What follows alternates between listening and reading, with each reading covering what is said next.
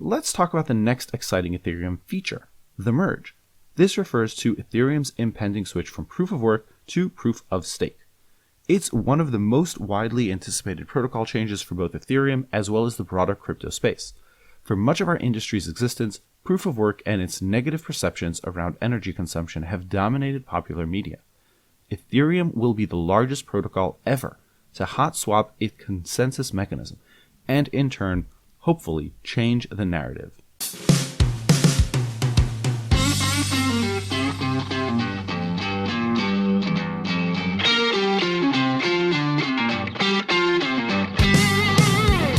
Welcome to Ethereum Audible. This is Ethereum in Depth, and I'm Yehoshua Zlatogorsky, and today we are going to be reading an Ethereum protocol update from last week, the second week of November, written by Trent Van Epps from the Ethereum Foundation and Stateful Works. Why read the Ethereum protocol update? Well, there's a lot going on in the Ethereum world.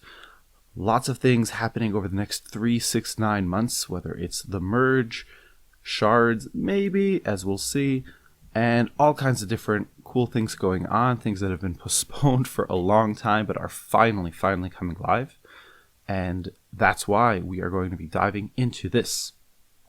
But before we do, I just want to thank the sponsor that makes this show possible, and that is Alpe Audio. Audio courses online, on the go, so that you can learn anything in depth wherever you are, whenever you want. Even Ethereum Audible is on Alpe Audio with summaries, chapters, flashcards of this episode so that you can review things, export them to your own notes, save and add them to your writing, really whatever you want that a podcast player doesn't actually offer.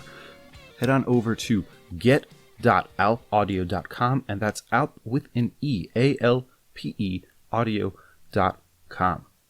And with that, let's dive in to the Ethereum update for November 2021. Ethereum is a protocol undergoing significant changes. In the medium term, we are pushing to upgrade the protocol so it can scale to meet global demand, while also improving security and decentralization. It's a long and winding road to get there, but our bazaar of researchers and tinkerers is more active than it's ever been. Before starting, remember that this is not an official roadmap and represents a limited, subjective view of where things stand. The names have changed. Let's talk about what we call things. While it may seem strange to start here, remember that naming frameworks are informed by roadmaps. Below are 2 examples of recent changes to popular terminology, as well as the reasons for the change. Execution and consensus. For all intents and purposes, the terms ETH1 and ETH2 are no longer used in core development. See Tim Baco's Great Renaming doc, and I'll put a link to that in the resources. The old naming scheme suggests 2 issues, namely that ETH1 comes first and ETH2 only after, and that ETH1 will cease to exist once ETH2 exists. Danny Ryan has previously pointed out the issue. Starting in October of 2020, even though the beacon chain has been running alongside mainnet since it's launched, using ETH1 and ETH2 suggests that the earlier version goes away at some point. In reality, the chain state will be seamlessly wedded to the beacon chain with the merge. No data will be lost, no migration is required. Instead of ETH1 or ETH2, we've shifted to execution and consensus. I recommend you read Danny's in-depth post, which I'll add a link to. In short, execution refers to all things at the user layer: applications, account balances, tokens, etc. This can also be referred to as the state. Consensus is then the proof of stake mechanisms that binds everything together: finality, the fork choice rules, validators, and incentives. In a post-merge environment, both of these layers coexist together. Features, not phases. Phases are another term we've moved beyond. In the past, they refer to a specific protocol change. Example, phase 0 is the beacon chain. Late last year, there was an informal, gradual reframing of phases to features. To start, using features is more flexible. When designs are updated or scope expanded and reduced, it's harder to communicate that the shorthand phase X has changed instead of just calling it by the name of the feature proposal. Second, and in keeping with the execution and consensus section above, it indicated sequentiality, that phase X must be followed by phase X plus 1. A good example of this not working in the current timeline is with the merge, previously called phase 1.5, being prioritized ahead of data sharding, previously phase 1. Biasing towards features means names are atomic, easily reordered, and when needed, and more clearly communicate their ultimate impact. Epistemic flexibility. More abstractly, I like to think that both of the changes above are grounded in an epistemic flexibility. Epistemic means related to knowledge or knowing. In other words, it's a flexible model of knowledge formation that allows our community to better comprehend the unstructured creativity produced by the bazaar. We are able to make adaptive decisions about a roadmap because we're not locked into phases or sequentiality. There's humility in acknowledging and internalizing that we don't have complete maps of the territory.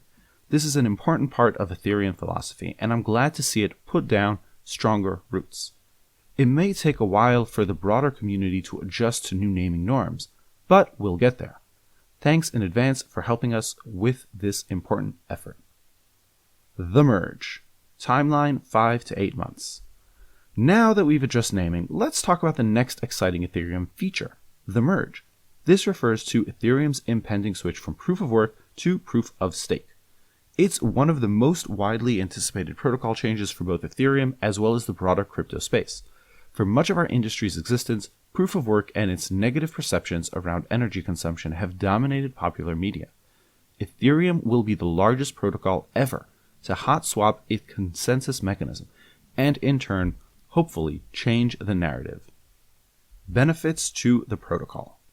The merge includes many major improvements to the protocol.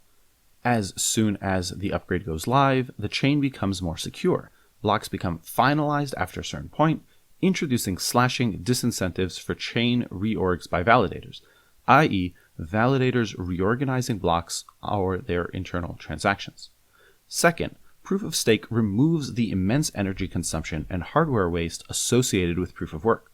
Researchers estimate that Ethereum's energy use will drop by up to 99.95%. A tiny fraction of regular commodity hardware will replace the current set of ASICs and GPUs that currently run Ethereum consensus.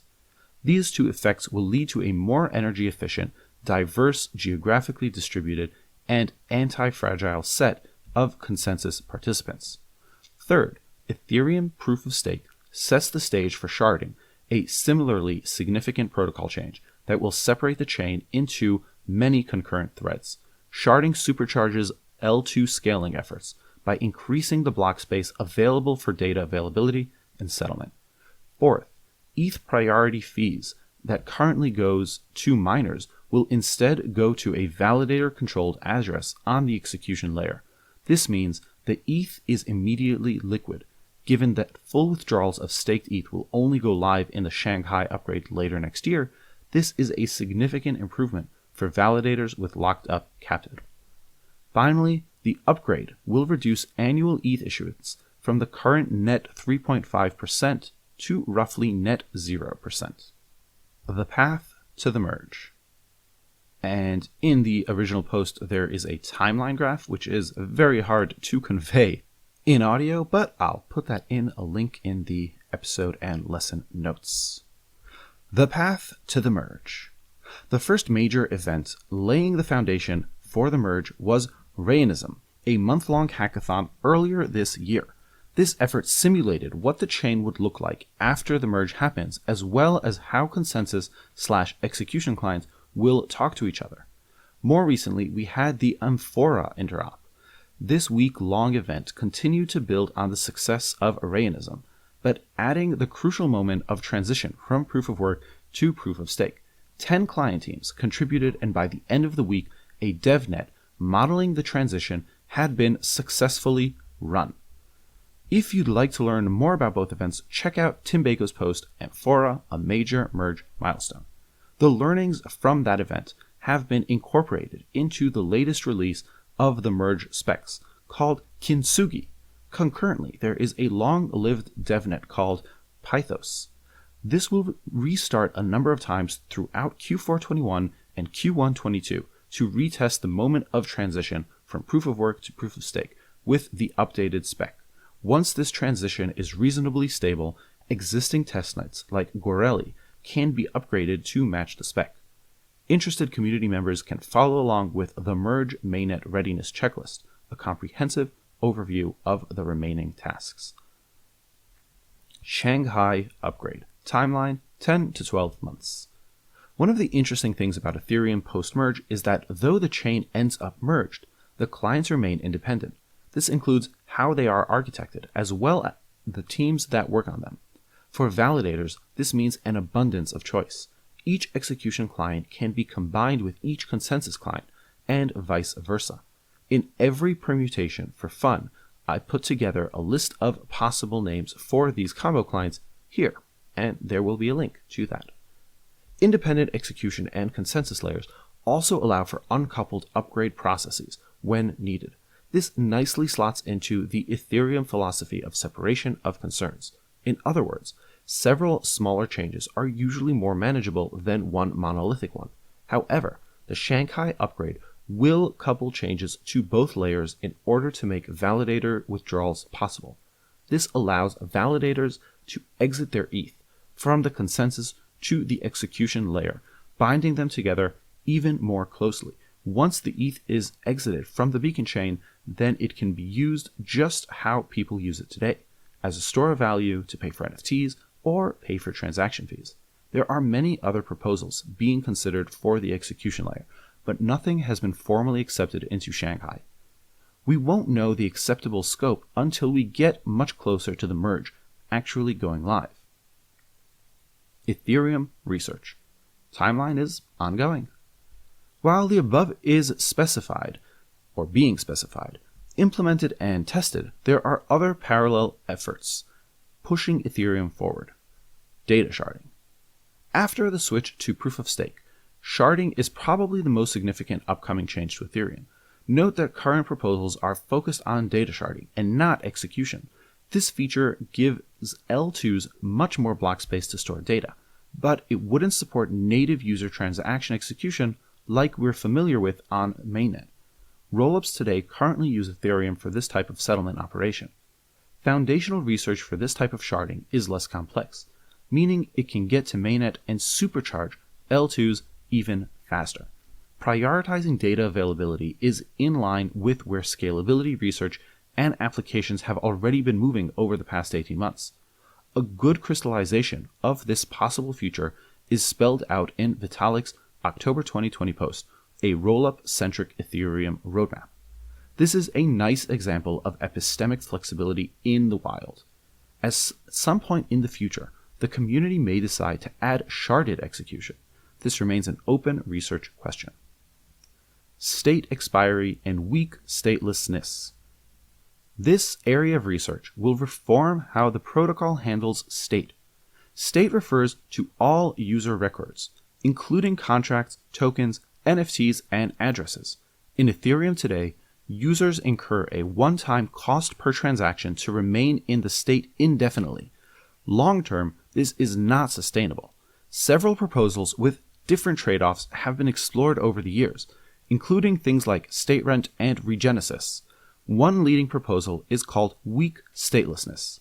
This changes the way Ethereum nodes hold and process state.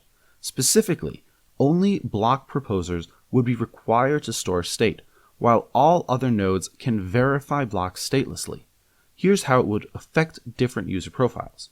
Users can discard state but need to submit a witness along with their transaction. Witnesses are proofs that are sent alongside a transaction to prove that it is valid.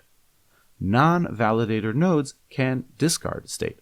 Validators or block proposers can discard state if relying on a third party for block production, and block producers, for them there's no change. They still need all state. Uses witnesses from users to craft blocks that contain valid state changes. The companion proposal is called state expiry.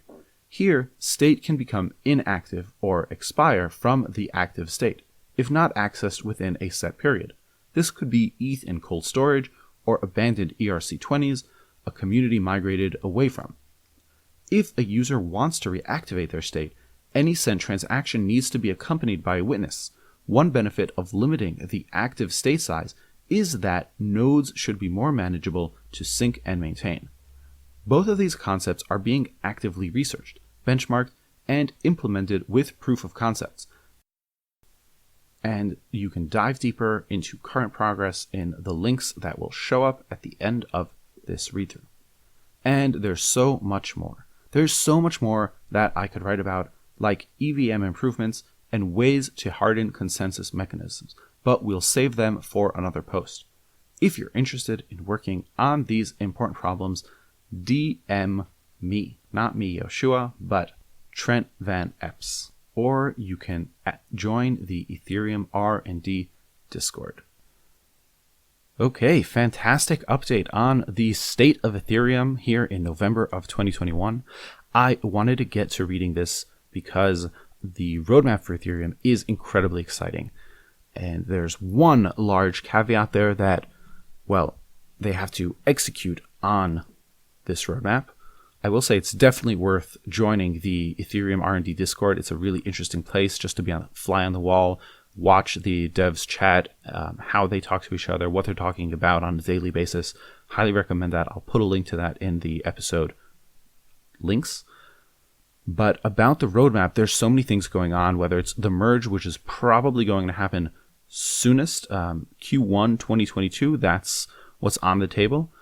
After that, longer term, we're talking about sharding, which is way out. I don't think people have, well, let's say people think it's simpler than I think it actually is to get many shards working together interoperably, smoothly, and I'd probably push that out further. But the main point I want to address about the roadmap and rolling things out is that there's a lot of skepticism in the crypto ecosystem in general. A lot of my Bitcoin friends, or some of my Bitcoin friends, are very, very skeptical about Ethereum's ability to execute.